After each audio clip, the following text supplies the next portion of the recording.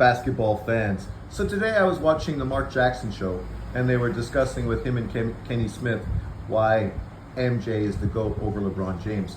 And I'm not sure who the co-host was, but the thing he brought up was LeBron James' longevity. And because of how long he's played, that makes him the GOAT. And I thought, this is kind of a deflection, right? Now what you're trying to do is say, based on how long you played, that's what qualifies you as potentially being the GOAT.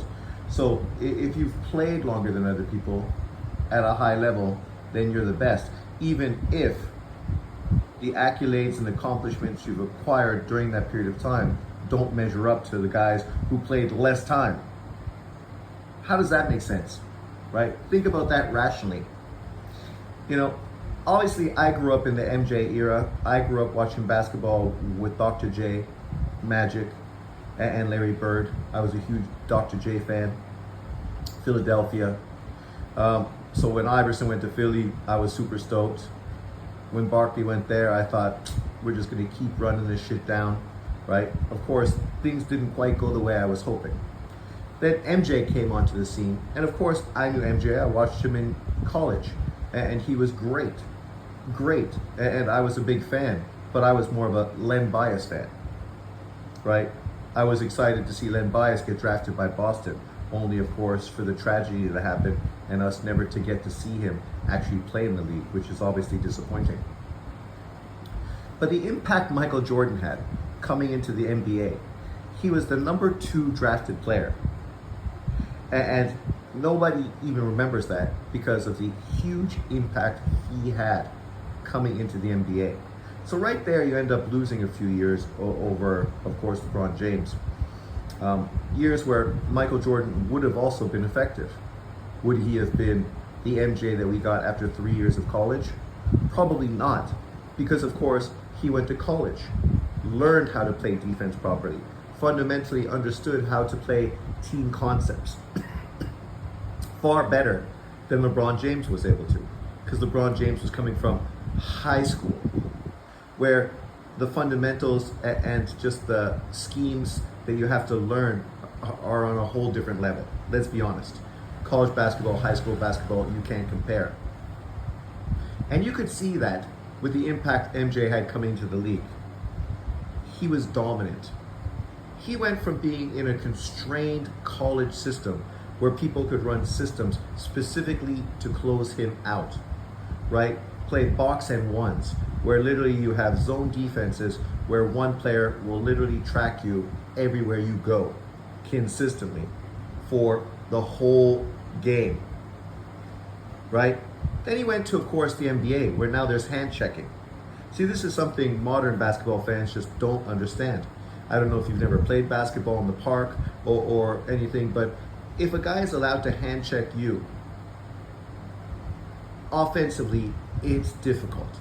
It becomes super difficult to play effective basketball when a guy's able to put his hand on your hip and sort of, you know, dictate and also feel your intentions for the whole game, right? That's why you see guys always knocking people's hands off so they can then do what? Turn and face up. The NBA LeBron James came into is completely different. If LeBron James would have came into the MJ era of the NBA, where people could hand check, being the physical specimen he was and the behemoth with a great basketball intellect, he obviously still would have done great. But now, he wouldn't be able to face up and be as great of a passer, because literally now he would have dudes hand checking him. His jump shot was always broken, so now he would have even more problem getting a shot off because he'd have to adjust to get his shot off, and the defender knows exactly what he's doing, right? He would have become a much more of a low post type of player, probably a mid-range type of shooter in this era of basketball, where he could use his athleticism and physicality to overpower the defenders. He wouldn't have been a guy playing the point guard position. He probably would have been more passing out of the key to open jump shooters on the outside, right? You also didn't even have the three-point line initially. I can't remember if the three-point line was there the whole time MJ was in the league or not. I can't remember exactly what year it was implemented, but needless to say, that's another thing that obviously impacted the game tremendously. And I ain't hating on LeBron James. People that grew up in the LeBron James era and obviously are huge LeBron James fans, I get that. I appreciate it because you should give him praise. He is an outstanding athlete. I always made this comparison and I think it still holds true. LeBron James is the modern version of Karl Malone. Same size, right? Physically, strength-wise, longevity. What made Karl Malone a great player? Longevity. He had a super long career, so he was able to score a ton of points and is now number 3 all-time on the scoring list behind Kareem and LeBron James. Why? All 3 of those players were able to play for an extended period of time. Scoring a bunch of points is great, but it doesn't necessarily mean you're the best player of all time just based on the fact that physically, genetically, your body allowed you to play longer than some other players because injuries were not something you had to deal with to the same level of other people.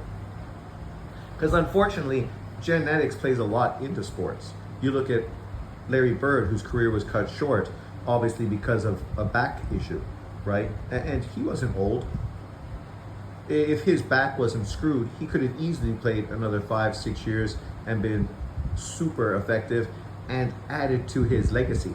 When you look at LeBron James stats and you look at Larry Bird's stats are much better across the board overall. Better rebounder, just as good a passer, way better shooter on all fronts, right? Better scorer, better winner.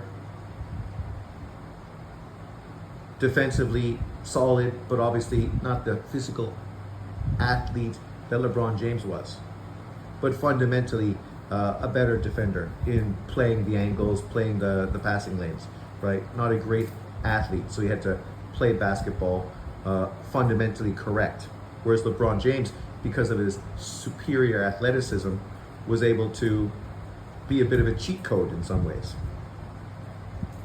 But I also think these people that have this debate sort of forget about what a great defender Michael Jordan was.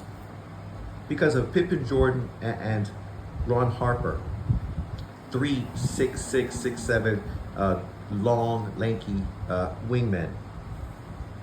The Chicago Bulls were one of the best defensive teams in history. I had a debate with a guy in Taichung about this, a guy who thinks he's a great basketball player. Benji owns like a restaurant in Taichung.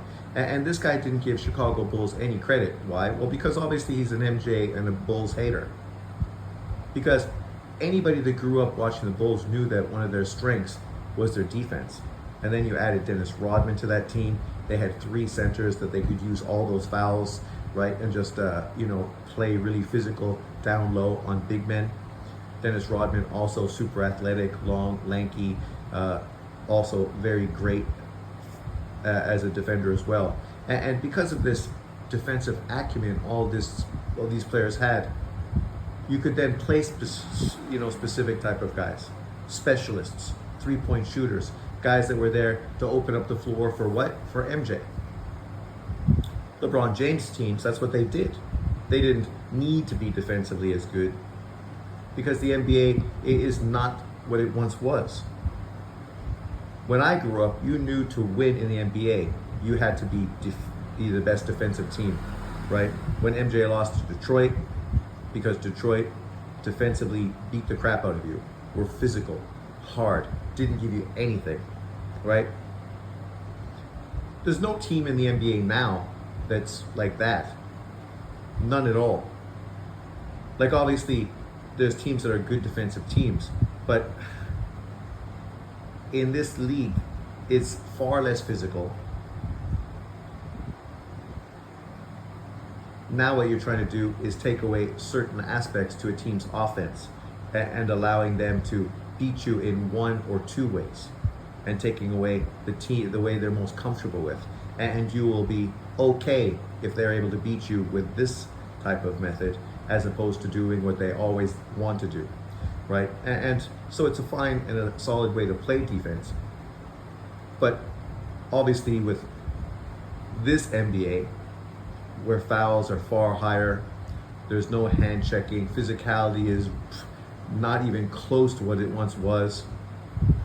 Guys are able to physically take advantage of defenses. You look at Luka as an example, because of his big body, he's able to just bowl pin through the lane, take that physical contact that he initiates to create 3-pointers and consistently go to the line. In the old NBA, it wouldn't be that easy for him. He wouldn't go into the lane consistently because he would be the one that physically felt it. He'd be the guy that the initiation was created by the defense, not created by him, right? And every foul shot he got would have been hard earned, not him creating. Harden would have been the same.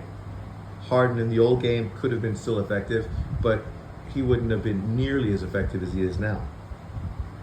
Not nearly. Even though he's got a bit of an old school game to him. And I don't say this to dismiss the modern game. I like the modern game.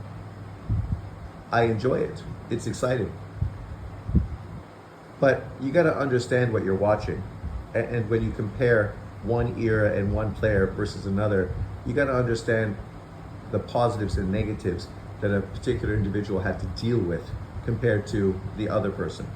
LeBron James is in the era where his physicality and the fact that you can't really touch people allows him to be a physical behemoth, something that he wouldn't have been back in the day.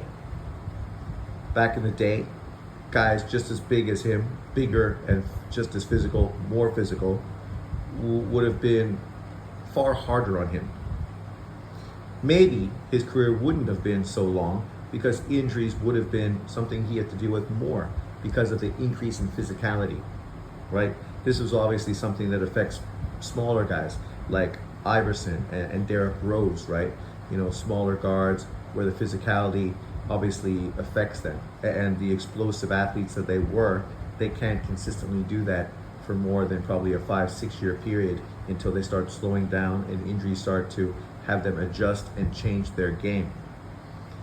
MJ changed his game, became stronger physically, where now he was a physical specimen, right? Not the 1970s NBA where dudes were long and lanky, but where he was in the 80s and 90s where now guys were professionals, strong, physical, in the gym constantly, trying to perfect their physicality and their physique so they could get the best of themselves once they got to the game, right? And obviously that's the NBA that we live in today, where all these guys are doing that consistently. But yet it's a far less physical NBA, where in truth, you don't even need to be that much of a specimen to do very well in the league. There's a lot of players who, you know, have done very well, but physically are not behemoths, supermans, or guys that like are, you know, gym warriors that are in the gym consistently. And so when I look at this, I think it's kind of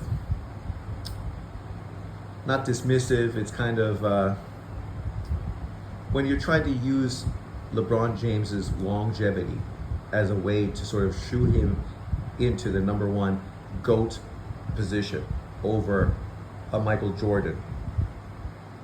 What you're doing is being dishonest, right? You're trying to use the one thing you can use that you can put him above MJ in a debate, and thus ignore everything else. And I understand it's one of those things about just different eras. I'm not one of those people that, you know, the old era is the best era and everybody back in the old days is better than everybody back in the new days. I have a boxing channel. I mean, you know, I don't dismiss modern boxers as inferior to boxers from the past. Never have done it, don't do it, because I understand that athleticism continues to improve, that these athletes today obviously are getting coached and developed and built up much more than they once did back in the day, where obviously there wasn't as much money on the table, there wasn't as much sports science involved, there wasn't as much development and training to these athletes as there is today. Today, it's ridiculous. Millions and millions and millions of dollars goes into training athletes to be at their best so that the team can get the best out of them. I'm a Liverpool fan. I also have a Liverpool channel. You can check it out. And you look at the footballers of today compared to the past. You had great players. Obviously, players that mentally and technically you could say were superior. But physically, these guys were not close to the athletes today, in most part, because it was just a different era, a different mentality. So I do appreciate modern sports. But what we're talking about is Michael Jordan versus LeBron James, and who is the GOAT. And I understand that younger people, obviously they're going to support the player that they've watched their whole career. Just like older people would be more prone to support the guy who they grew up watching. But I've watched all these eras, from the 70s to the 80s to the 90s, 2000s, 2010s, and now into the 2020s. And there's been nobody that was Michael Jordan. And I think what people fail to understand is the majority of that comes from his mentality, right? His mentality, which you cannot compare to LeBron James. Mentally, LeBron James is no Michael Jordan. But let me know in the comment section below, which of these two great players do you think is the GOAT? LeBron James or Michael Jordan? Or do you think Kobe Bryant or somebody else is particularly in the conversation? I'm a huge Kobe fan. I like Kobe way more than LeBron James. But I look past who I like to be honest and fair when I break shit down. And obviously I have to put LeBron James above Kobe in the debate for GOAT.